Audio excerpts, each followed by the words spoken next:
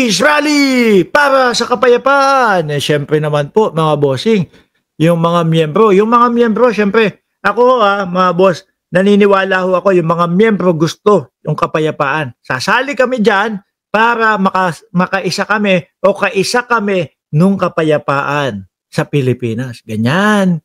Di po ba? Tapos pagdating mo doon sa rally, aalis ka muna ng bansa. Ng bansa. Aalis ka muna ng bahay ninyo. No?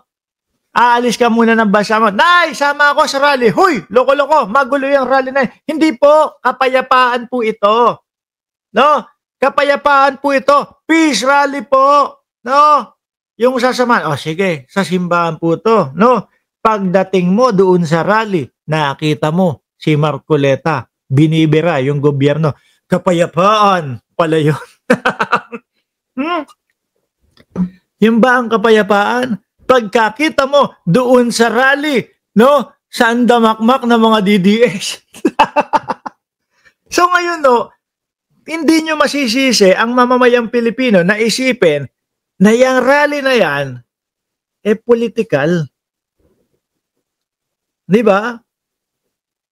Political. Mga bossing. Sila Bongo, si Robin Padilla, sino pa ba? Si Bato de la Rosa. Tapos maisip-isip mo, alam nyo mga kababayan, simple lang. Yung yung doon po sa pangalan nito, yung sa impeachment ng Vice Presidente, simple lang. Kung ako, sasabihin ko, kung ako, supporter ako ni Vice Presidente Inday Sara Duterte, sasabihin ko sa inyo, sige, tuloy natin. Bakit? Para malaman natin ang katotohanan. Ganun lang. Diba? Pero ayaw. Nagpahayag pa. No? Ang sabi mas madami pong problemang mabibigat ang ating bansa. Hindi ba mabigat yung corruption? Bilyon, trilyon yung naririnig natin na nawawala sa ating bansa. Hindi ba mabigat yun? Di po ba? Eto, tingnan nyo. Kaya ako naniniwala ho, mga bossing, merong mga dadala. Merong mga nadala. No? Merong mga nadala na miyembro na siyempre iisipin nila na sumama kami doon, pumunta kami doon sa rally, nung peace rally, halos si Marcoleta lang ang nagsalita, tapos mga bisita pa, mga DDS, sila Bongo, ayan. Baka yan, wala, political lang yan. Baka yung iba, syempre, ang gusto lang naman nila, marinig yung salita ng Diyos, ang gusto lang naman nila, yung magandang balita. Di po ba? Tapos ang aabutan si Marcoleta.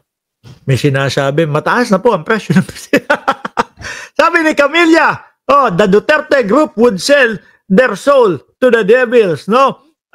Just to be in power to cover the truth of their heinous crimes. Yan naman talaga ang dahilan kung bakit nila binibira ng binibira si Pangulong Bongbong Marcos kahit yung mga yan, may mga utak yung mga yan, alam nila yung mga pinaggagawa nila, yung mga pulburon video na sinasabi, nagtatanga-tangahan na lang yan. Kasi nga pagka yung pulburon video na yun, napaniwalaan ng taong bayan, sino ang makikinabang? Sila, makakabalik sila. Hinto ang investigasyon, hinto ang impeachment, hinto lahat. No? Bato, hindi na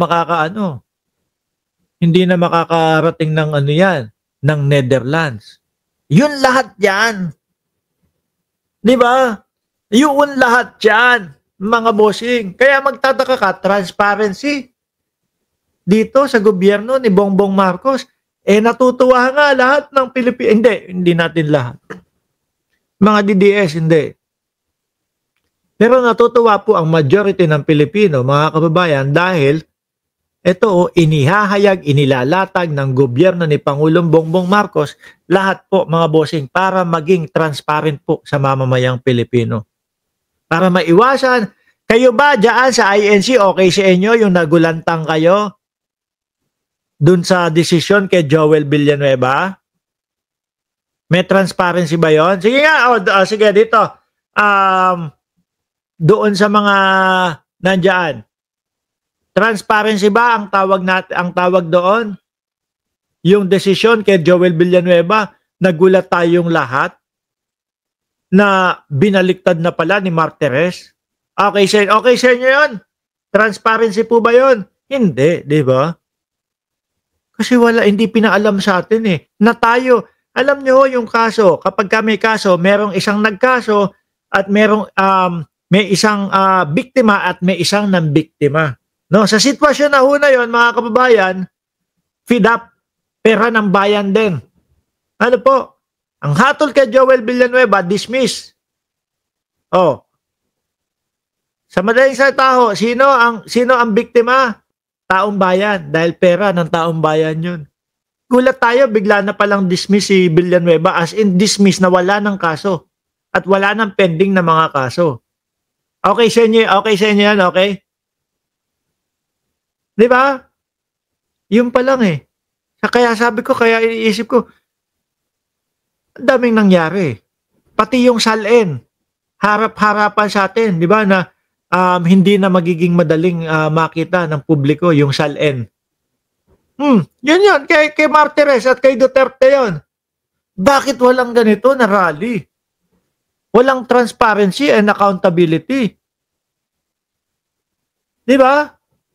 Bakit po wala tayong parali doon kay Duterte? Oy, itatago yung hindi na basta-basta pwedeng makita ng mamamayang Pilipino yung mga statement of account and liabilities nitong mga politiko na to. Bakit walang parali na, mag-rally tayo, transparency ang kailangan natin. Bakit ito, kung kailan inilalatag na lahat, bakit biglang transparency? Di ba? Kaya ang naiisip ko, baka mamaya, bandang huli, sisigaw na. Wag naman, no? Wag naman. Kawawa naman yung mga miyembro. Baka biglang sumigaw ng, pababain si Bongbong Marcos. Wala. Dahil alam po ng bawat Pilipino, ilan na tayo? Lagpas 100 milyon na tayo.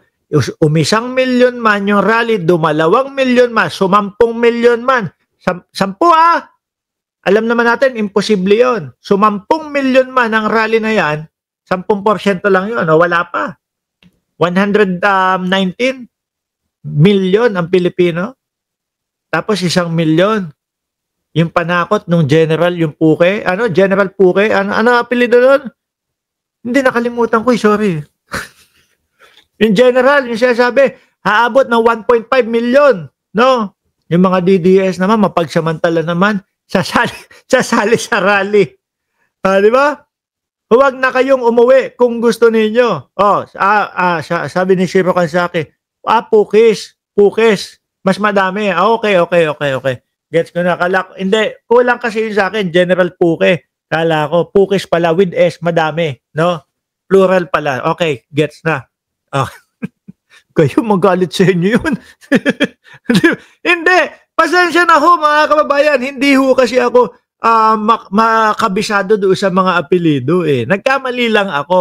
Kulang lang ng S or Z ng Z yung sa akin. Puke yung sa akin, Pukis pala. Mas madami. Anyway, mga kababayan, transparency and accountability dito. Kung kailan nagpahayag ang gobyerno, ombudsman, lahat ng ng ilatag sa mamamayang Pilipino, mga kababayan, lahat. Anyway, nasaan na ba tayo? Naku, ito. Mga DDS,